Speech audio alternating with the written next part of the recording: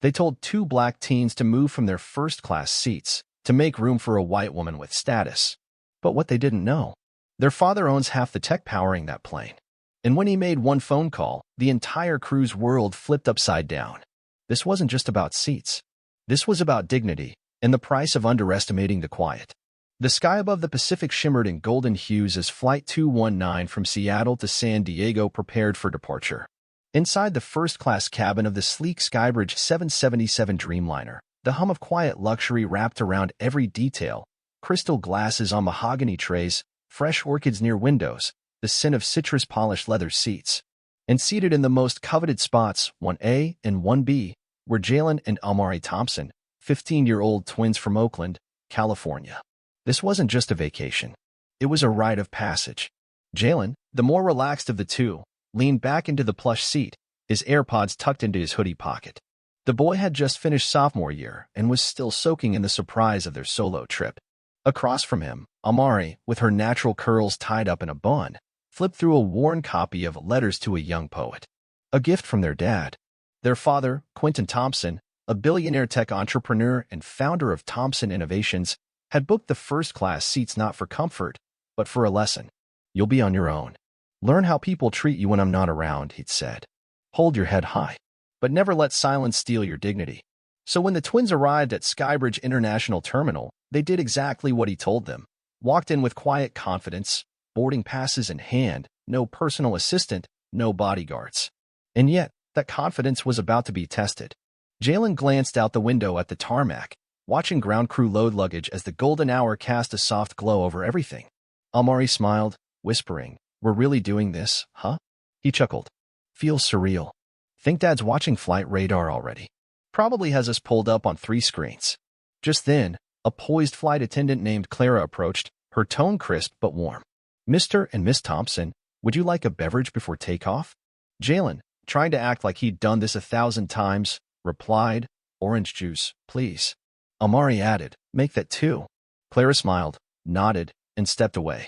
The two shared a look, giddy, innocent, and proud. Then the energy shifted.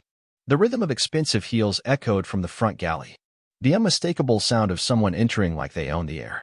In the narrow aisle, a white woman in her late 50s stood tall in a tailored beige coat, a Hermes scarf wrapped around her neck. Her name was Deborah Langford, a longtime Platinum Premier Elite member with Skybridge Airways. Deborah wasn't used to being second, and certainly not used to seeing 2 black teenagers in the seats she considered hers. She paused at row 1, the corner of her mouth tightening. The twins glanced up. Jalen, sensing something, leaned slightly toward his sister and whispered, "Something's off." Deborah didn't introduce herself. She just stood there. And then it started.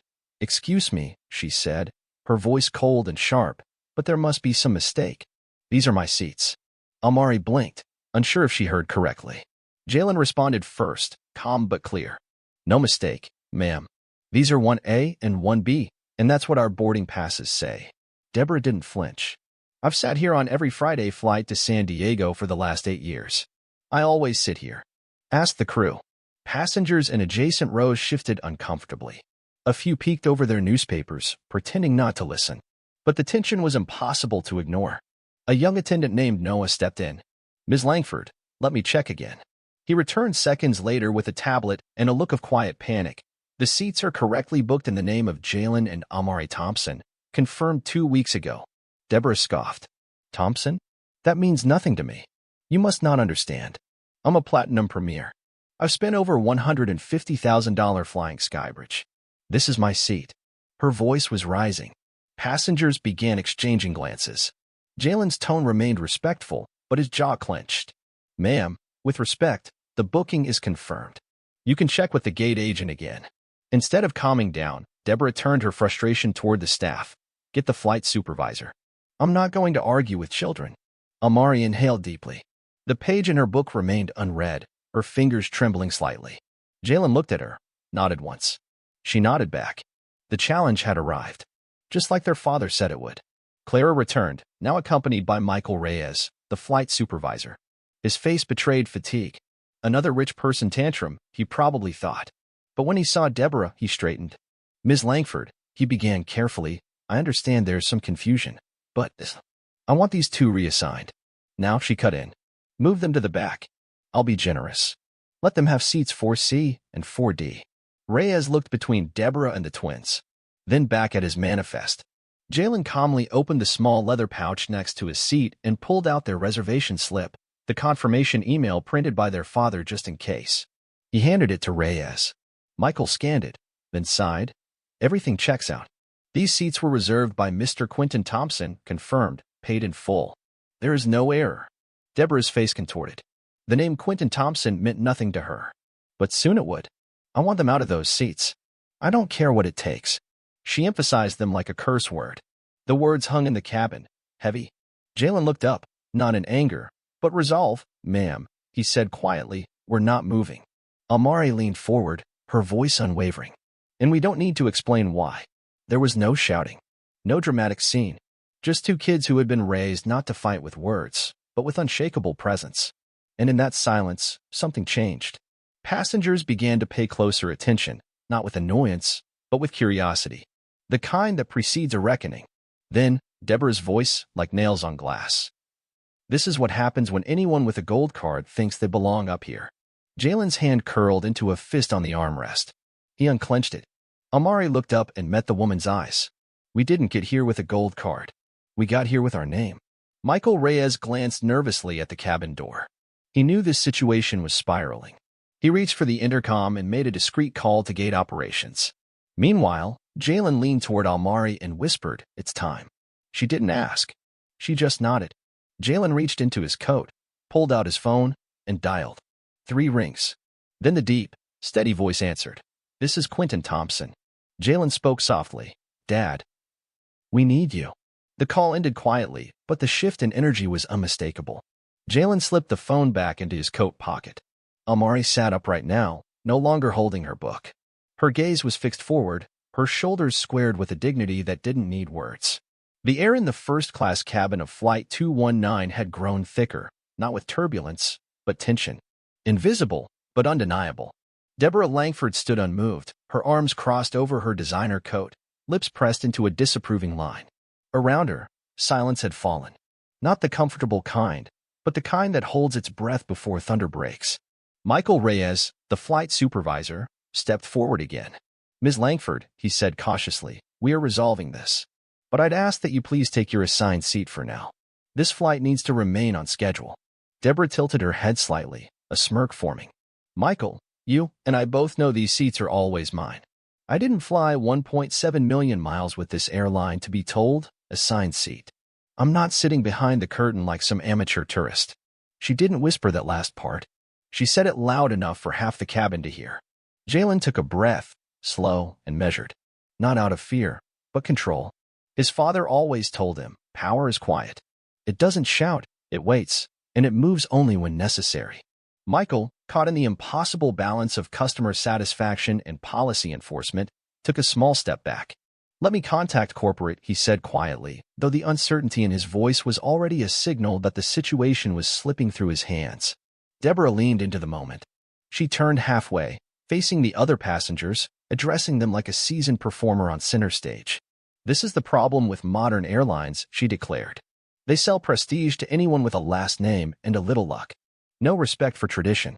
No loyalty to loyalty. From row 2A, a silver-haired man glanced up, then looked away.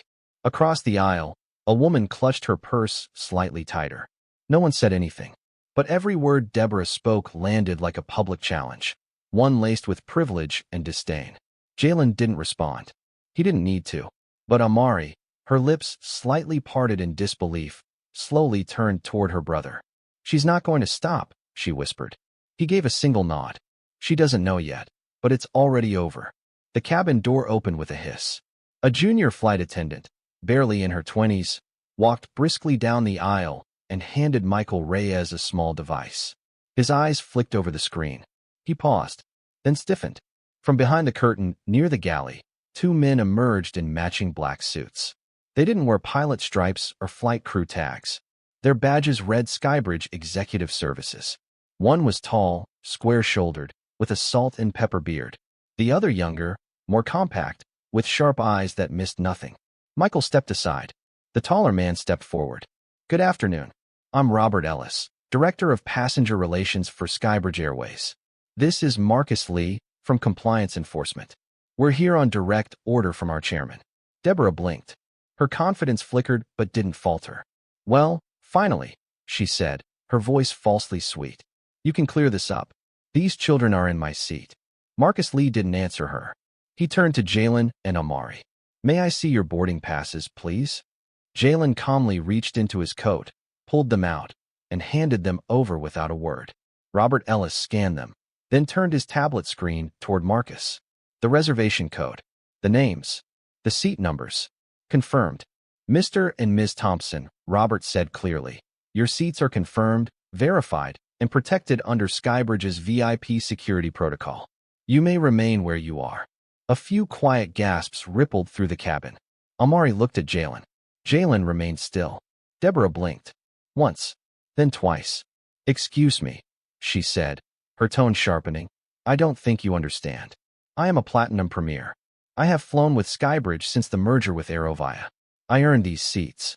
Robert Ellis didn't flinch. Ms. Langford, frequent flyer status is not equivalent to legal ownership. These seats were purchased in advance, assigned, and validated under airline policy. You are entitled to your assigned seat, and we ask that you proceed to it now. Deborah's voice dropped into a hiss. Do you know who I've flown with? What I've contributed to this airline? You're really letting two teenagers make a mockery of this process. Marcus Lee stepped forward. Ms. Langford, this is not about teenagers. This is about rules, contracts, and dignity. We don't adjust reality based on who shouts louder. Her face tightened. She turned to Michael Reyes. This is a disgrace. I want your supervisor. I'll go straight to the CEO's office. At that exact moment, her words caught up with fate. Robert Ellis slowly tilted his head. That's already been handled, Ms. Langford. Deborah's eyes narrowed. What do you mean? He stepped to the side. Marcus tapped his comm earpiece and spoke a few words. Then, the main door to the aircraft reopened once again. A third figure entered, tall, composed, radiating authority not in uniform, but presence. It was Richard Caldwell, the Vice President of Flight Operations for the entire Western region. He didn't look at Deborah. He walked straight to Jalen and Amari. I'm very sorry for the delay and the experience you've just had, he said, his voice low but purposeful. You've done nothing wrong. You've handled yourselves with dignity. And that matters. He turned to Robert and Marcus. Prepare a formal report. Flag this incident. Forward directly to the Executive Review Board. Deborah finally realized what was happening. Her power was gone. I demand you remove them, she snapped. I demand. Richard faced her now. His voice dropped to a level that made her stop mid-sentence. You don't demand anything on this aircraft anymore. Her mouth opened, but the words never came. He looked toward the crew. From this moment forward, Ms. Langford's Platinum Premier status is suspended pending full investigation. She will complete this flight in her assigned seat, or she may disembark. Gasps turned into murmurs. Passengers weren't hiding their interest anymore. Deborah stood there, as if her body couldn't comprehend what her status couldn't shield her from. You can't do this, she whispered. But she wasn't whispering to anyone who was listening. She turned, staggering back toward row for like a queen without her crown. The silence in the cabin was deafening. Then Richard turned back to Jalen and Amari. You've already taught everyone on this plane more than you know. Now let us make sure your flight is what it should have been all along. Jalen nodded once, respectfully. Amari whispered, thank you. And with that, the cabin exhaled. Not with relief alone, but with recognition. That justice, for once, hadn't worn a badge. It had worn 2 school hoodies. And sat quietly, until it was forced to speak. The air inside the Skybridge 777 had settled, but only for a moment. Deborah Langford had retreated, yes. But retreat didn't mean surrender. Not for someone like her. From her reassigned seat in 4A, she sat stiffly, jaw locked, eyes forward, hands gripping the armrests like they were reins on a horse she could no longer control. Her Platinum Premier badge, once her shield, now weighed like an anchor. But at the front of the cabin, Jalen and Amari Thompson sat calm, composed, not triumphant, just anchored in truth. Jalen leaned slightly toward his sister. Dad's already moving, he said. Amari didn't answer. She just nodded, staring ahead, face unreadable, mind spinning with everything that had just happened. But what neither of them realized was that hundreds of miles away, on the 57th floor of Thomson Innovations' global headquarters in San Jose, the real shift had begun. Quentin Thompson didn't waste time with pleasantries. As soon as Jalen's voice reached him, quiet, steady, but laced with something even more powerful than fear, restraint, Quentin stood up. The conference room around him faded. Executives paused mid-sentence. A $1.4 billion partnership presentation slid to the background like wallpaper in a burning house. Quentin didn't raise his voice. He simply said, "Excuse me, family emergency." And that was all it took. The boardroom fell silent. Everyone knew, when Quentin Thompson said family, you got out of the way. He stepped out into the hallway, took a hard right into his private office, and locked the door behind him. His assistant, Rachel, appeared at the doorway, concern in her eyes. He didn't look up. "Rachel, get me James Kim. Now." Rachel blinked. "Skybridge CEO?" Quentin's tone didn't change. "Yes. Direct line. No assistant screening. On it." 2 minutes later, the call connected. "Quentin," came the voice on the other end. "James Kim, CEO of Skybridge Airways." His tone half surprised, half pleased. "Didn't expect to hear from you in the middle of your quarterly. What's going on?" Quentin didn't hesitate. "My son and daughter are on Flight 219. They were placed in seats 1A and 1B. First class. Booked 2 weeks ago. Reserved under my name. Paid in full. Confirmed 3 times. Now they're being harassed by a Platinum Premier passenger who believes those seats belong to her." James's voice lost its warmth instantly. Quentin continued, "Your cabin crew, Michael Reyes, flight supervisor, and your gate staff allowed this confrontation to escalate. No one protected their rights. In fact, they tried to move my kids to accommodate her." A long pause followed. Quentin didn't fill the silence. Then James exhaled. "I'm going to handle this." "No," Quentin corrected him. "You're going to handle it now. I understand. If there is one more word from that woman, one more attempt by your crew to de-escalate, by pushing my children to the back of a plane they were rightfully seated in, we're done. Not just me, every hardware contract, every software system that powers your reservation interface, flight loadout AI, predictive maintenance, pulled." Instantly, James swallowed audibly. "Quentin, you know who I am, James. And more importantly, you know I don't bluff." There was a beat of silence. Then James answered, "Give me 10 minutes. They'll never hear her name again after today." Quentin hung up. Back on Flight 219, the engines had not yet powered up. The boarding bridge was still connected, the doors still open. But the tension in the cabin now felt like a fuse, lit, waiting. Deborah Langford, oblivious to the storm building outside the plane, pulled out her phone and began angrily typing an email. Subject line, "Immediate action required. Elite member mistreatment." She'd sent messages like this before, and gotten results. But this time, her message never left the outbox. Just as she pressed send, the cabin door opened. Again, 2 new figures boarded, one tall, bald, with a slim laptop case tucked under his arm. The other shorter, muscular, wearing a badge clipped to his belt that read, "Director, Airline Ethics and Passenger Protection." They walked straight past the crew, past passengers. No hesitation. Deborah looked up. "Oh, finally. I hope someone's come to talk sense." "Ms. Langford," the bald man interrupted. "My name is Elliot Rowe. I'm VP of Flight Ethics and Safety Operations. This is Sergeant Nolan Brooks from our internal passenger conduct team. We've reviewed your case. You need to gather your belongings." Her lips parted. "What? You're being removed from the flight." It was a sentence delivered so calmly, it felt like a whisper, and yet it detonated in the cabin like thunder. "I'm being what?" Nolan Brooks stepped forward. "For violation of federal aviation safety conduct, including disruptive behavior, intimidation of minors, and refusal to comply with flight crew instructions." "This is a joke," she spat. "I've flown over 1,000,000 miles. I have letters from your board chair. I helped this airline survive the pandemic." Elliot didn't budge. Legacy doesn't excuse misconduct. Michael Reyes stood paralyzed at the galley. Clara and Noah watched silently, visibly relieved. For the first time, someone else had stepped in. "Get your bag, ma'am," Nolan said, "or we'll have TSA escort you." Now other passengers were watching openly. Some were filming. No one said a word. Jalen didn't move. Amari didn't blink. But they both felt the shift. This wasn't about seats anymore. It was about the line. The invisible line between privilege and principle, and what happens when one tries to crush the other in silence. Deborah stood slowly, her hands shaking. Her cheeks were flushed with fury, but her feet moved. Because she knew. This wasn't going away. As she passed row 1, her eyes flicked toward the twins, burning with resentment.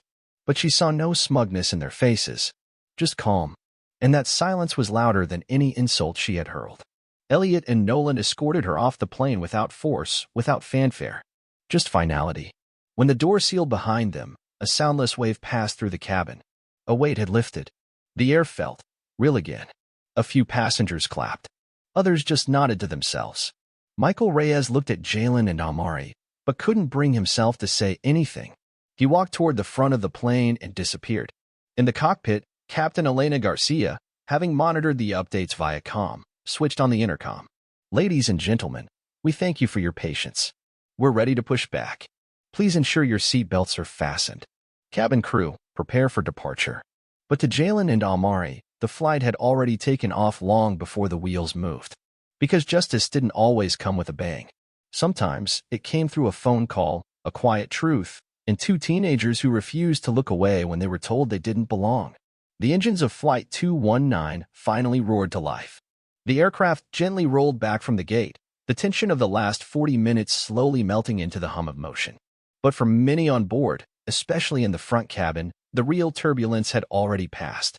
Jalen and Amari Thompson remained seated in 1A and 1B, silent but alert.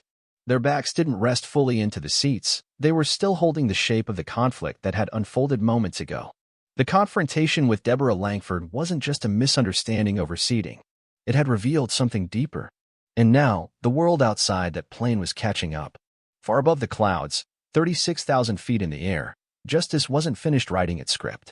Because while passengers tried to reclaim their peace, flipping through magazines, sipping mineral water, or scrolling through in-flight entertainment, a second storm was brewing. And this time, it wasn't just about personal dignity. It was about systemic reckoning. In the sleek executive suite of Skybridge Airways headquarters in Los Angeles, James Kim, the CEO who had received Quentin Thompson's call, stood in front of a team of directors gathered hastily in the middle of the workday. He had called the meeting himself, not with a memo, but with 3 words that sent the entire department scrambling. "We have a problem." His assistant handed out printed transcripts of the incident from the flight crew's internal chat logs.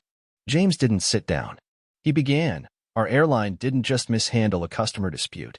We undermined 2 black teenagers' rights. 2 minors, traveling alone in seats paid for legally by one of our most high-profile corporate clients." He paused, letting the words settle. "Let me be clear, this is no longer about Deborah Langford. It's about us, our crew's decision to pressure the victims to be flexible, instead of upholding our own policies. If I have to explain why this is unacceptable, then we've already failed." No one spoke. James tapped a folder on the table labeled 219, Immediate Ethics Response. Effective immediately, Richard Caldwell, our Western VP of Flight Ops, is boarding that plane midair once it lands in San Diego. He'll issue a direct apology and initiate a full incident report from inside the aircraft. Until then, our job is to ensure every single person on that flight knows one thing: we stand for dignity, or we stand for nothing. Back on the plane, the atmosphere had lightened, but not completely. The drink carts rolled through the aisle. Conversations returned. But something about the cabin still felt like it was holding its breath. Clara, the flight attendant who had initially offered Jalen and Amari their orange juice, stepped forward again, now visibly composed, more collected. She paused near their row, then crouched slightly beside them. "I just wanted to say, you both handled that better than most adults I've seen on these flights," she said quietly, just for them. "I'm sorry you had to deal with that." Jalen nodded politely. "Thank you." Amari added, "It's not the first time, just the first time it got this loud." That sentence lingered in Clara's mind as she walked away. Near the back of the first-class cabin, passengers were whispering, not in judgment, but reflection. A man in 2D, formerly indifferent, leaned across to his seatmate. "I've been flying this airline for 15 years, he muttered. "Never seen a kid speak like that." The boy didn't flinch. Not once. Meanwhile, the plane's internal messaging system buzzed silently in the cockpit. A secure message from HQ. Priority level. Immediate. Captain Elena Garcia read it carefully. Within 5 minutes, she activated a rare, protocol-only intercom chime, announcement from Executive Command. She stepped out into the cabin, facing passengers with professionalism and poise. "Ladies and gentlemen," she began, "we have received a directive from Skybridge Airways Executive Office. Due to a recent in-flight incident that involved passenger misconduct and a potential breach of policy, our executive team will be meeting the aircraft upon arrival in San Diego to address the matter directly. There is no safety concern. However, we appreciate your cooperation and patience as we assist in ensuring fairness and accountability on board." Her message was calm, but it sent ripples through the cabin. Jalen and Amari looked at each other. For the first time, Amari allowed herself to exhale. "He really called the top," she whispered. Jalen just smiled faintly. "Told you." 30 minutes later, the wheels touched down in San Diego. But the plane didn't taxi straight to the gate. It paused on the tarmac, doors still sealed, while two unmarked black cars pulled up alongside. The stair ramp was wheeled to the cabin manually. No ground staff in orange vests. Just two men, both in business attire, accompanied by a third, uniformed, but not airline staff. The first was Richard Caldwell, Skybridge's Western Regional Vice President. The second was Stephen Morales, Director of In-Flight Passenger Rights and Conduct Oversight. They boarded silently and walked directly to row one. Every passenger turned to watch. Richard didn't address the entire cabin. Not yet. He knelt beside Jalen and Amari, maintaining eye contact, not from above, but from their level. "Jalen, Amari, on behalf of Skybridge Airways, I'm here to tell you this directly. What happened to you is unacceptable, and we're not letting it pass as a one-time error. You had every right to be in these seats. You had every right to be respected." Jalen nodded, quiet but direct. "We didn't want trouble. We just didn't want to move because someone thought we didn't belong." Richard took that in with the weight it deserved. Stephen Morales then added, "We've already begun a full review.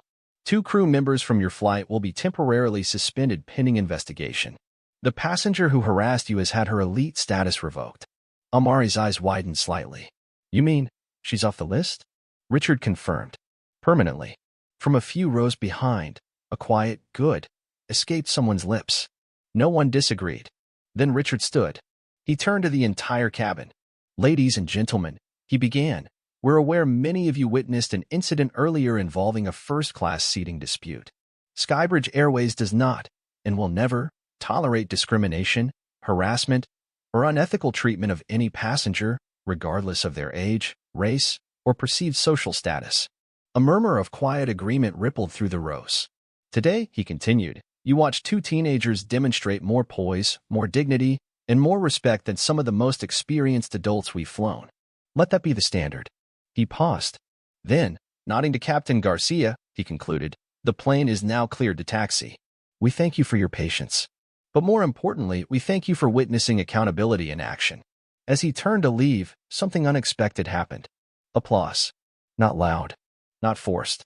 Just sincere. Claps from rows 1 through 5, followed by gentle nods from others across the cabin. Jalen didn't move. Amari blinked rapidly, fighting the emotion climbing her throat. Because in that moment, she wasn't a kid being polite. She was a young woman realizing the world had finally listened. The aircraft slowly taxied toward Gate 12, but for those seated in the first-class cabin of Flight 219, the journey had shifted long before touchdown. The real landing wasn't one of wheels on tarmac. It was the collapse of privilege, unchecked arrogance, and the silence that once enabled them both. Jalen and Amari Thompson sat back in their seats, finally at ease, but not forgetting. Their bodies might have relaxed slightly, but their minds were wide awake. The echo of every word spoken in the last hour still hung in the air around them. They had said little, but their silence had exposed everything. And now, the focus shifted to those who hadn't stood up. Because while Deborah Langford had been escorted off the aircraft, privileges revoked, legacy disarmed, the Skybridge executives weren't done. The plane stopped at the gate.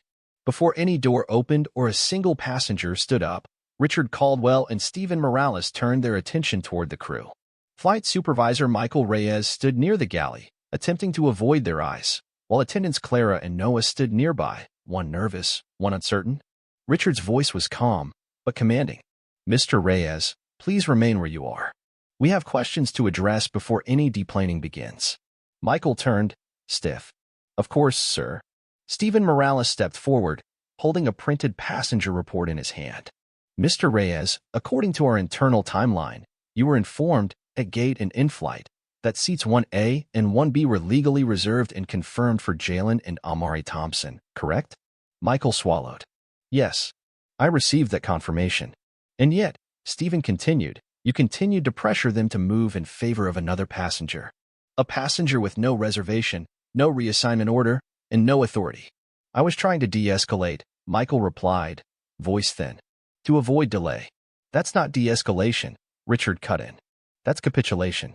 And more than that, it's complicity. Passengers turned, watching from their seats. Eyes that had once turned away from conflict were now fixed on accountability. Michael stammered.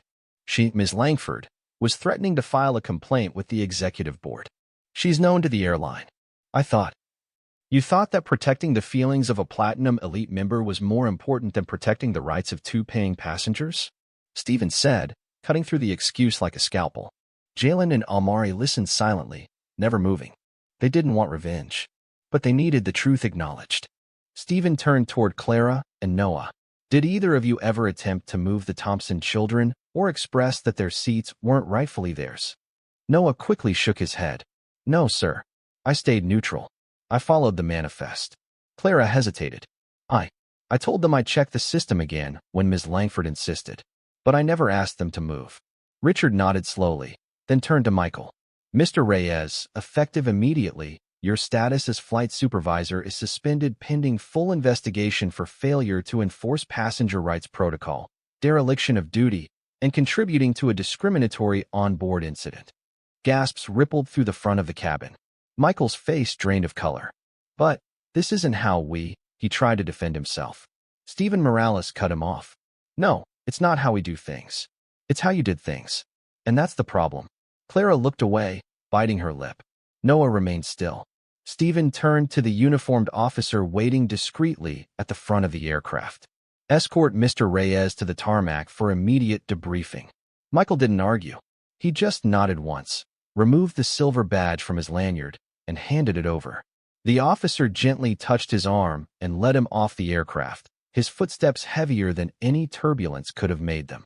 For a brief moment, the entire plane was quiet again. Not because it had nothing to say, but because silence was now being used right, to hold space for justice, not cover it up.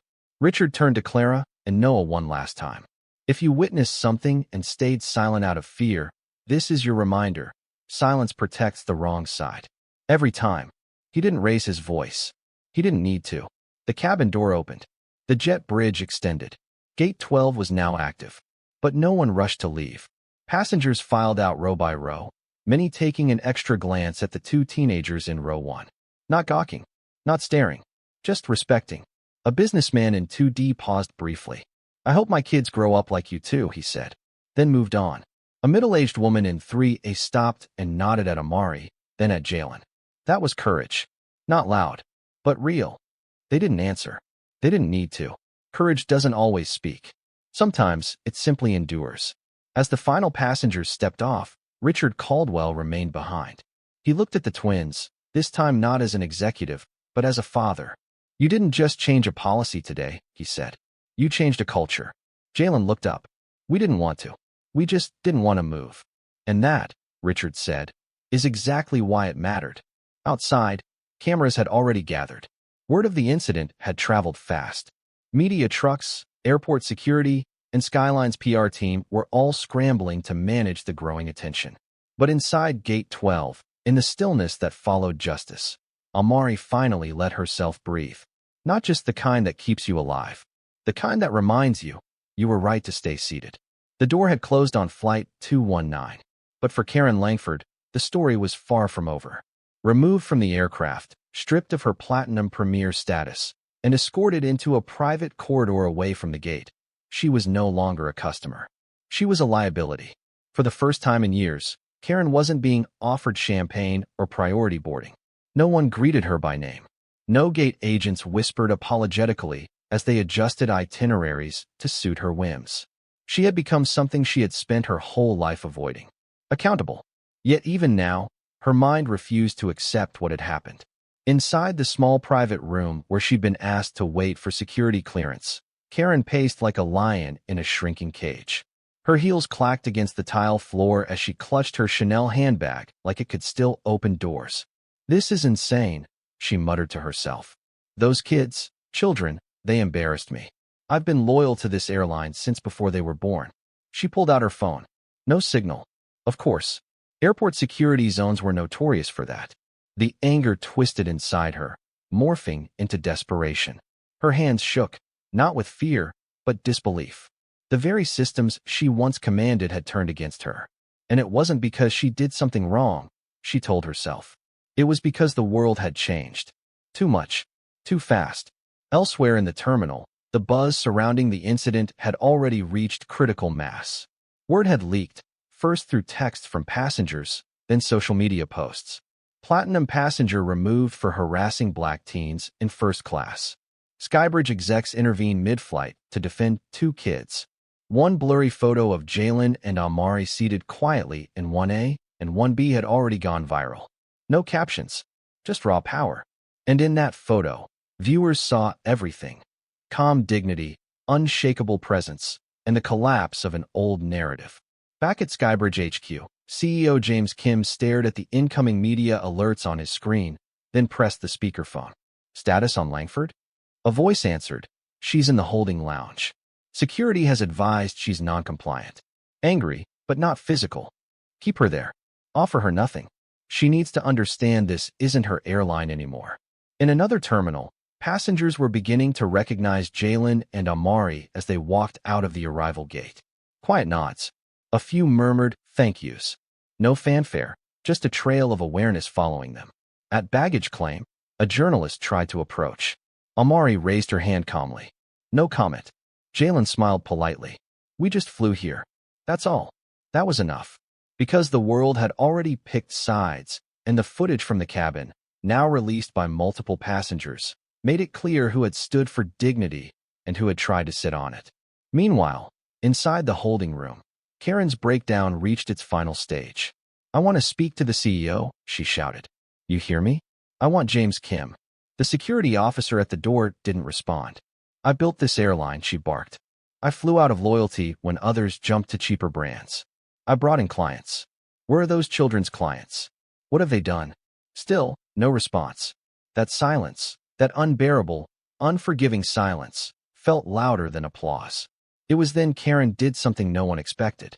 She slumped into the chair in the corner. Her voice broke, not with grace, but surrender. Fine, she whispered to no one. Let them have their seats. Let them have their moment. But one day, they'll know how the world really works. Except they already did. And that's what shattered her the most. Not that she lost her perks. Not even that she was removed from the flight. But that 2 teenagers never shouted, never argued, never stooped to her level. And still, they won. Because truth doesn't need volume. It just needs time. Outside, the airline's corporate communications team held a quiet press conference. No grand statement. No theatrics. Just one clear message, read from a single page. Skybridge Airways affirms that all passengers, regardless of age, race, or social status, are entitled to dignity and equal treatment. We acknowledge the failure on Flight 219. We have taken immediate action, including suspensions and permanent policy revisions. And we are deeply grateful to the passengers who reminded us what leadership should look like, even if they were only 15. The reporter in the front row raised a hand. Are you worried about backlash from elite members? The PR officer smiled slightly. We're not worried about losing customers who believe they are above the rules. We're focused on earning the trust of those who've never had the privilege of assuming they were safe. And that was it. Karen Langford's name never appeared in another Skybridge flight manifest again. Her platinum card? Cancelled. Her miles? Voided. Her place in the cabin?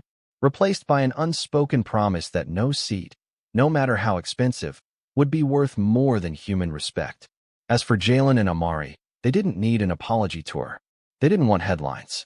But as they stepped into the back of a waiting car outside the terminal, their phones buzzed, not with calls from family, but with messages from classmates, teachers, and strangers around the country. You inspired me today. Thank you for not backing down. That video of you two, I showed it to my kids. Jalen turned to Amari. You okay? She nodded slowly. Yeah, I think we did the right thing. He looked out the window as the city passed by in streaks of light. Dad was right, he said finally. Sometimes, you don't need to fight. You just need to not move. And in the distance, past the headlines, the gate agents, and the final boarding calls, the echo of a legacy was being rewritten. Not by wealth, not by status, but by two teens who proved that the strongest seat on any plane is the one that stands for what's right. By the time the press conference at Skybridge headquarters wrapped up, a wave of reactions had already begun to take shape across the country. News anchors debated it. TikTok creators reenacted it. Parents posted photos of their own children with captions like, "Teaching my kids to sit with the calm power of Jalen and Amari." But far from the noise, away from the articles and headlines, the two teens at the center of it all sat quietly in the back seat of a black Lincoln Navigator, cruising down the highway toward their hotel in downtown San Diego. Jalen looked out the window, watching palm trees blur past in the dusk light. Amari was quieter than usual. She wasn't scrolling through her phone. She wasn't checking messages or searching her name online, though she already knew it was trending. Instead, she sat with her chin resting in her palm, eyes distant. "Penny for your thoughts?" Jalen finally asked. She exhaled. "I think I'm tired. Not just physically. I don't know what to feel. I wanted to cry earlier. Not because of what she said, but because we had to prove we belonged in a seat we already paid for." Jalen nodded slowly. "I know, but we didn't just prove it to her. We proved it to them. The whole plane. The people who watched. The ones who didn't say anything. And the ones who finally did." Their driver glanced at them through the rearview mirror, then turned the volume down on the radio. "Just so you know," he said, "I've been driving clients from this airport for 11 years. Never seen something spread so fast. You two made a lot of people proud today." Jalen just smiled faintly. "Thanks." As they pulled into the hotel driveway, a concierge opened their door. No fanfare, no flashing cameras. Just a warm, "Welcome, Mr. and Ms. Thompson. We've been expecting you." The suite had already been arranged by their father. When they entered, a handwritten note lay on the desk. "Stand tall. Always. Dad." Beside it was a small tray with 2 glasses of sparkling water and a single framed photo, one of the few that had already gone viral. Jalen and Amari, seated silently in 1A and 1B, looking forward while chaos swirled around them. They hadn't posed. They hadn't planned. But that photo now stood as a symbol. They had no intention of becoming a message. But now, they were one. Later that night, after dinner, after the well-meaning texts and short phone calls from relatives and classmates, the twins sat on the hotel balcony. The sky was dark, pierced with city light and a few brave stars above. Amari spoke first. "You know what bothers me most?" Jalen looked up from his book. "What?" It wasn't that she thought we didn't belong. It was that so many people, grown adults, agreed in silence. Jalen nodded. "The crew. Some of the passengers. They didn't say the words. But they didn't have to." "I hate that," Amari whispered. "I do too," he replied. "But you know what?" The silence changed. Eventually. And he was right. Because earlier that day, when the Skybridge executives had stepped onto Flight 219 to right a wrong, it had done more than suspend a flight supervisor or revoke a loyalty card. It had opened something. A shift. Subtle, but real. People who never used to speak up had started to. Passengers who once looked away had made eye contact. Even flight attendants who feared losing their jobs had found a voice again. Meanwhile, at the Skyline Airways office in New York, a man sat at his desk, reading the full executive summary of what had happened on Flight 219. His name, Quentin Thompson. Father. Billionaire. CEO. But more importantly, witness to the moral character of his children. He didn't smile as he read the report. He didn't need to. Instead, he made a short call to a woman named Sasha Green, head of global public affairs. "Prepare a statement," he said, "and draft an op-ed for submission to the Washington Post, the New York Times, and Forbes." "What's the subject?" she asked. "Dignity is not a luxury." There was a pause. "And make it clear," he added, "we don't need revenge. We need change." The next morning, the story had exploded globally. Hashtags like #SeatsForAll, #DignityFliesFirst, and #the Thompson Twins were trending worldwide.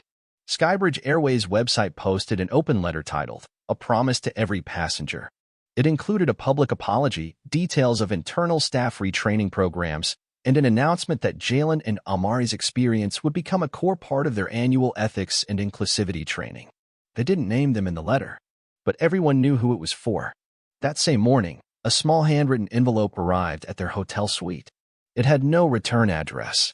Inside was a note. I didn't say anything. I was in row 2. I should have spoken up. I'm sorry. You taught me that silence can hurt. Thank you for your strength. There was no signature. Jalen folded it neatly, placing it next to the photo on the desk.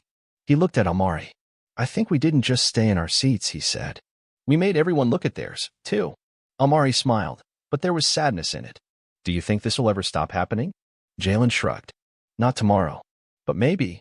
If we keep showing people what quiet dignity looks like, they'll stop letting loud privilege win. On the rooftop of the hotel, before they left for home, the twins sat with their father. Quentin had flown in early that morning, canceling a major international appearance to be there. He didn't lecture. He didn't praise. He just listened. And after Amari finished telling him everything, she asked, Did we do the right thing? Quentin looked at her with steady eyes. You didn't shout. You didn't insult. You didn't back down. You carried your name with honor. That's not just the right thing. That's the rarest thing. He stood, placing a hand on both their shoulders.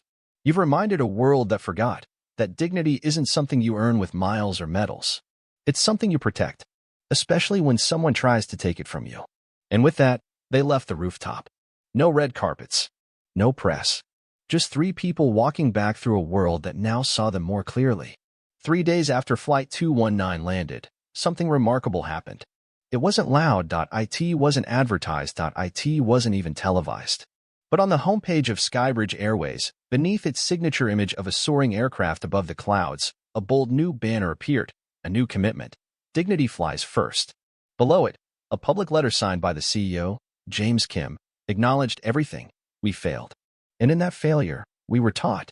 Not by a policy, not by a regulation, but by 2 young passengers who remained seated, not in defiance, but in quiet conviction. Effective immediately, we are changing how we train, how we listen, and how we lead. It wasn't just lip service. Skybridge announced a sweeping overhaul of its internal ethics protocols.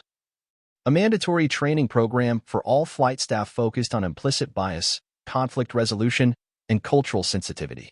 A newly formed Passenger Dignity Task Force, independent from customer service, tasked with responding directly to incidents involving discrimination or unfair treatment. And most notably, the creation of a case study titled Flight 219, The Power of Presence, to be included in all leadership development materials moving forward. It didn't mention names, but the world knew who had inspired it. Back in Oakland, California, Jalen and Amari Thompson returned home not as heroes, but as themselves. The house was the same. Their rooms were untouched. Homework still waited on their desks. Life hadn't suddenly turned into a movie. There were no parades, no trophies. But something had changed. Everywhere they went, whether it was the grocery store, school, or just walking to their favorite cafe, someone always stopped to say, You stood up for more than just yourselves. Sometimes it was just a nod. Other times, it was a mother pulling her child closer and whispering, That's them. Jalen didn't bask in it. Amari didn't gloat. They just carried it with quiet grace, like a medal no one could take away. In their living room one evening, their father, Quentin, called them in. He was standing in front of a mounted TV. The Skybridge announcement page paused on screen. Come here, he said. Jalen leaned against the wall. Amari sat cross-legged on the couch. Quentin pointed to a paragraph in the statement. We do not promise to be perfect, but we promise that when we are wrong, we will make it right. And when someone, regardless of age, shows us the truth, we will stand on the side of what is right. He turned to them. That's not a corporate line. That's an institutional shift. You caused that. Amari raised an eyebrow. We didn't mean to. I know, he replied. And that's why it worked. He sat beside them. You didn't try to humiliate anyone. You didn't demand cameras. You didn't fight ugly. You just refused to shrink. Jalen asked, Is that enough? Just sitting still. Quentin thought for a moment. Sometimes, standing up looks like sitting down. As long as you're not sitting silent. 3 weeks later, an unexpected letter arrived. It wasn't from a company, not from a school. It was from a little girl named Sophia, age 10, who lived in North Carolina. It was handwritten in purple crayon. Dear Jalen and Amari, I watched the video on the airplane. When I saw how you sat and didn't yell and didn't cry, I told my big brother I want to be brave like you. We're black too. Sometimes I feel like people don't see me, but now I know they will. Love, Sophia. The twins framed it. Not the newspaper articles. Not the photo from the flight. Just Sophia's letter. Because it reminded them what mattered most. The ripple, not the wave they caused, but the ripples that followed. On a crisp Friday morning, the Thompson family boarded a new flight. Different airline, different destination, same principle. At the gate, the attendant scanned their tickets, then paused. "Are you?" she asked. Quinnan simply smiled. "We're just flying today." The woman nodded, visibly moved. "Well, thank you for showing the rest of us how to handle storms without raising our voices." They boarded. 1A, 1B, 1C. Jalen sat next to the window this time. Amari sat beside him. Their father took the aisle. The engines began to hum. A flight attendant passed by and nodded respectfully. Then, just before takeoff, a soft chime rang out over the cabin speakers. It was the captain's voice. "Good morning, ladies and gentlemen. Before we begin our flight, I'd like to acknowledge a very special set of passengers in row 1. They reminded all of us, not long ago, that courage doesn't always shout. Sometimes, it just refuses to move. To the Thompson family, thank you for reminding us what leadership looks like at any age." The cabin didn't erupt in applause. It didn't have to. Some moments don't need volume. They only need memory. And now, the sky remembered their name. Back on the ground, at Skybridge HQ, the newest employee training manual had just been printed. Page 1.no Policy.no Procedure. Just a full-page quote. Dignity isn't given. It's protected. Especially when someone tries to take it from you. Jalen and Amari Thompson, age 15. And beneath it, one simple note in bold. Let this be the seat from which we all begin.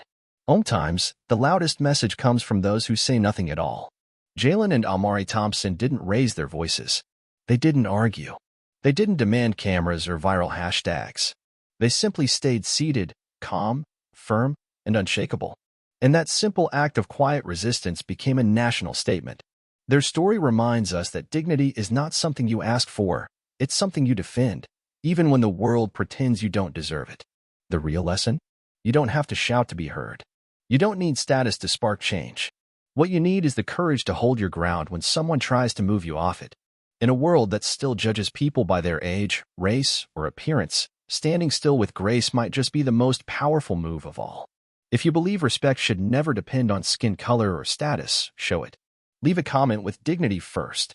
Like this video if you believe in justice through calm power. Subscribe for more real stories where the quiet ones change everything.